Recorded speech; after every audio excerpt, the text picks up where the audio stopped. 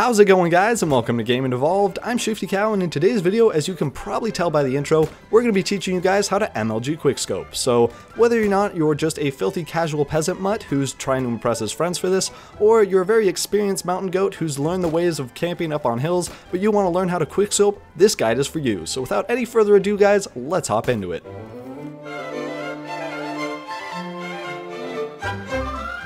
Now, before we get into Gabon's secret chest of Battlefield 4 hacks, we have to talk about a few things first, and this is of course the three types of sniping techniques used in Battlefield 4. So, if you've ever played any amount of Call of Duty ever, you'll know that there's three different types of sniping. Hard scoping, quick scoping, and of course no scoping. Now, each of these have their own perks and benefits, so you need to know when to use these in certain situations.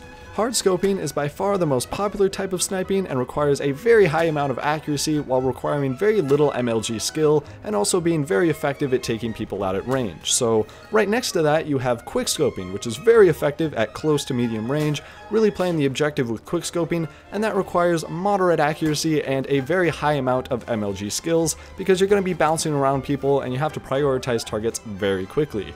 On the other hand, you have no scoping. This just requires you to either be very lucky when you're taking shots, or some people even have this down to a goddamn science where they're using things like the CS5 and the Scout Elite, which have very nice hipfire accuracy. So now that we're done talking about the feeble-minded vocabulary, let's just hop into the MLG quickscope tips and tricks. Now that you're familiar with some basic vocabulary, you're going to need to know how a sniper rifle works. What I would highly recommend is going into YouTube, typing in "how do sniper rifles work" in the search bar, and then in your filter you're going to set that bad boy to 20 minutes. You're going to need to find and watch at least 5 full-length documentaries talking about the origins, technology, and amazing shit people have done with sniper rifles, and by the end of this, I swear when you hop into MLG quickscoping, you're going to be a goddamn god at this. But wait, Shifty, how are we supposed to get good with a sniper rifle? Oh, you quizzical viewers, there are actually 3 different techniques that I would highly recommend for getting more comfortable or better with the sniper rifle of your choice, 2 of which are kind of for the feeble-minded, and I'll let you figure out which ones are which, but anyways guys, let's just hop into it. The first technique is for those of you who are intimidated by your Wi-Fi connection, and you can either go into the single player and play through the entire campaign, which is just bagel pus at this point. Sorry, miss. Or you can just hop into the test range and be kinda lonely, but you can quickscope the targets, the barrels, the UAVs, the rib boats, the barrels on the ground, the walls, literally everything is there for you to quickscope, and it's going to give you a really good idea of where your target's going to be in the crosshair and how that relates to just your regular view. Now this does get a little bit lonely, so try not to do it for too long, but you can still make some pretty epic montages out of this.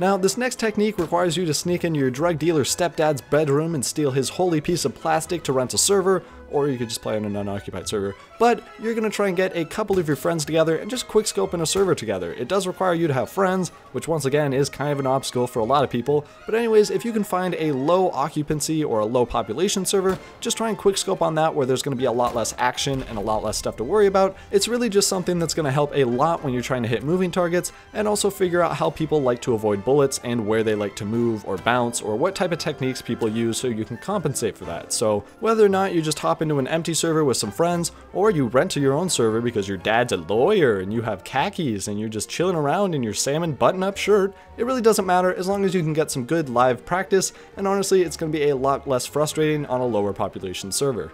Now, the last technique is something that I would highly recommend you do not try unless you're someone who already has a decent amount of sniper experience and is just trying to learn to quickscope, or you're one of those people who just has to go balls deep into everything they do and you really just cannot help it. So clearly, I'm talking about just hopping into a regular old round of 64-man Rush or Conquest or whatever the heck you want to play.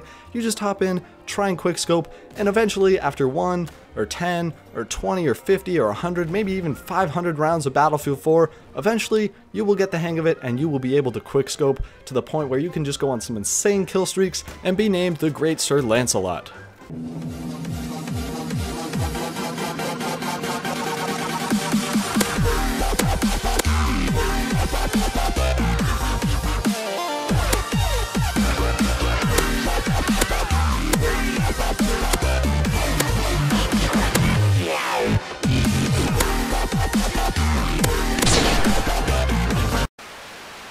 But really guys, that's all I need to teach you guys about aggressive recon and quickscoping. I feel like there's something I might be forgetting, but if I'm forgetting it, it's probably not that important. I doubt it would ruin the entire integrity of quickscoping and, you know, aggressive recon as a whole, so probably not something that'll affect gameplay at all, but